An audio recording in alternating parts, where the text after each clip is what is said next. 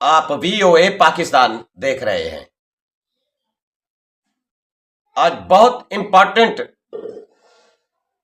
खबर है जो मैं आगे चलकर आपको बताऊंगा। आप सोच रहे होंगे कि कल रात क्या हुआ कि इतनी जोश और वलवला था इंडिया का और पाकिस्तान की जानिब से बड़ी भरपूर तैयारी थी, तो हिंदुस्तान ने पाकिस्तान पर हमला क्यों नहीं किया। मैं बताता हूं कि क्या सूरत हाल है और क्या होने जा रहा है। भारत की ये खामोशी, इसके पीछे क्या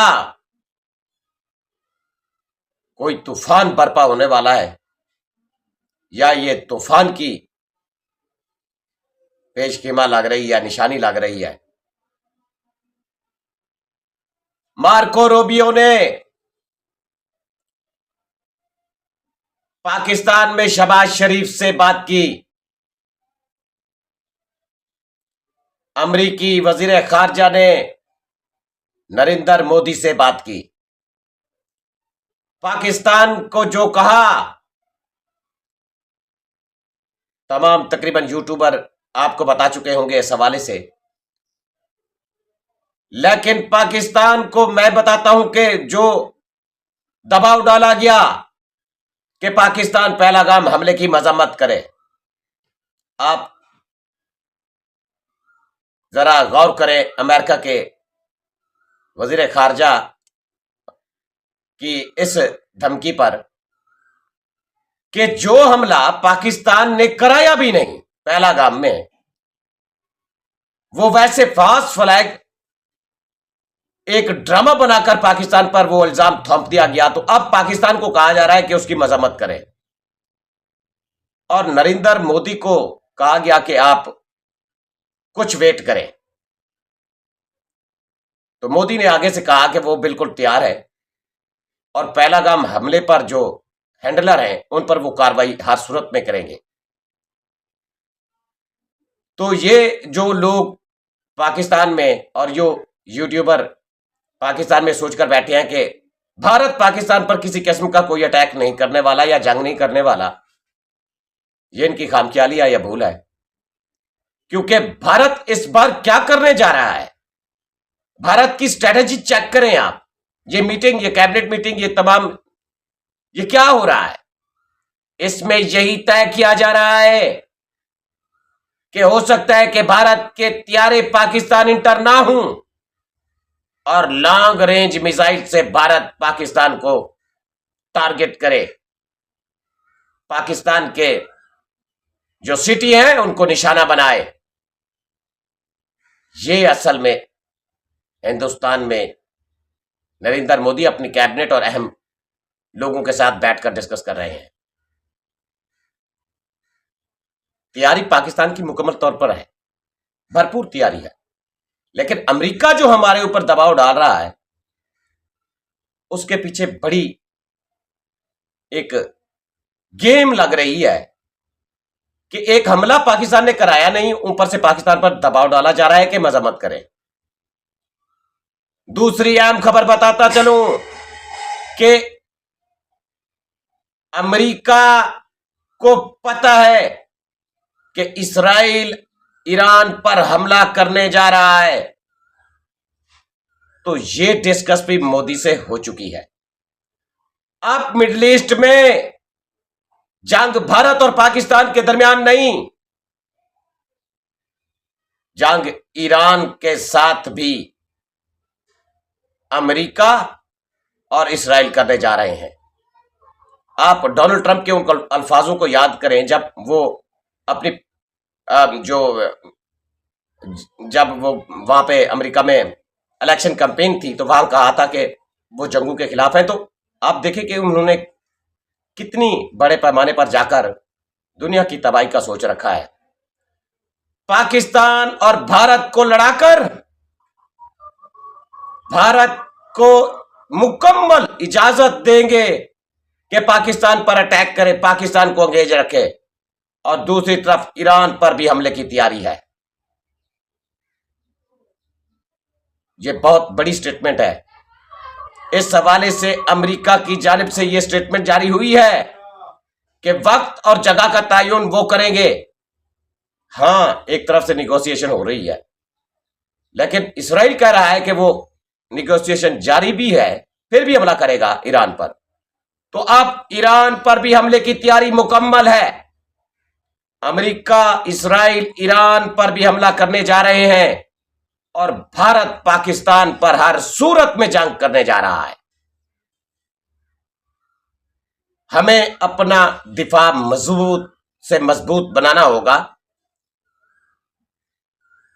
हमें बेहतरीन फैसले लेने होंगे और जो मिडिल ईस्ट में सूरत हाल गंभीर से गंभीर बनने जा रही है, इस पर नजर रखनी होगी।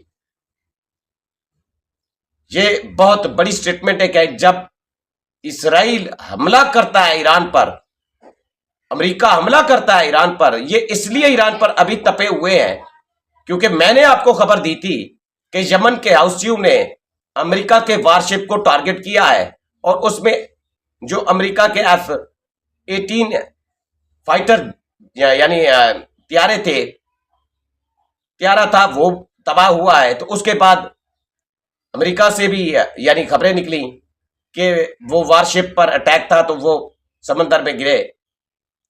आप अंदाजा करें कि कितनी बड़े पैमाने पर अमेरिका का वो लॉस हो चुका है। तो अब शक जाहिर किया जा रहा है, यही किया जा रहा है शक, कि इसमें ईरान का हाथ है, क्योंकि ईरान ने जदीद पैमाने पर मार करने वाले मिसाइल हौसी को दे दिए हैं।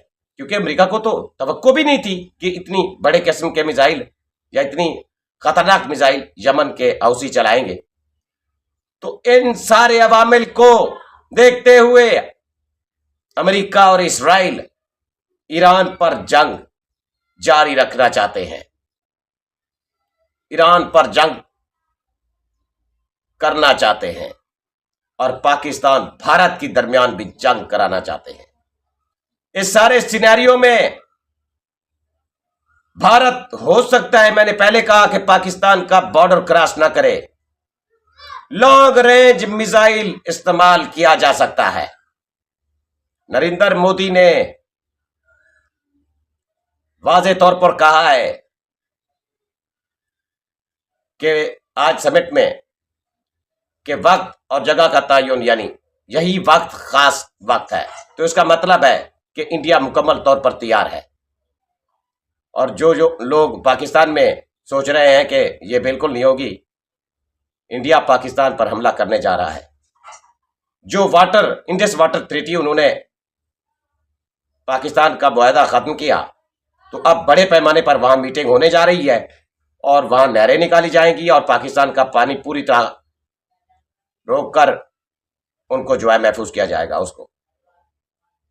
ये बहुत बड़े पैमाने पर भारत इकदाम करने जा रहा है और ये जो है मिडिल ईस्ट में तबाही मंडला रही है। फिर क्या होगा? फिर इसराइल गजा को मुकम्मल क्लियर करेगा। Israel Eurasian West Bank clear मुसलमानों से करेगा और अपना कब्जा ठोक देगा। ईरान को तहस नहस किया जाएगा। जिस तरह उन्होंने ईरान में अस्मील हानिया को मारा, हसन नसरुल्लाह को मारा, इस तरह अयातुल्लाह खामनाई पर भी टारगेट करने के ताक में आए इसराइल, ताकि जिस तरह हसन नसरुल्लाह को मारा है इन्होंने और आगे से किसी किस्म का इनको यानी मजम्मत नहीं करनी पड़ रही लिबनान की जानिब से, ईरान में भी ऐसे चाहते हैं कि अयातुल्लाह खामनाई के जाने के बाद ईरान से किसी किस्म की मजम्मत नहीं होगी। बड़े पैमाने पर तबाही सोची जा रही है और पाकिस्तान पर हमले के लिए भारत को ग्रीन सिग्नल दे दिया गया है। भारतीय टीवी चैनलों पर पाकिस्तान में काउंटडाउन की खबरें चलाई जा रही हैं। यह बहुत बड़ा और खतरनाक होने जा रहा है। इस हवाले से मिडिल ईस्ट में पाकिस्तान भारत में जो भी तबाही होगी, क्योंकि भारत ने जो नैरेटिव बनाया है उसका बिका है।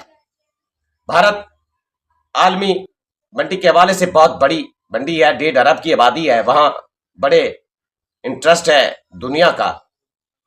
तो अब जो सूरत हाल है भारत हर किस्म की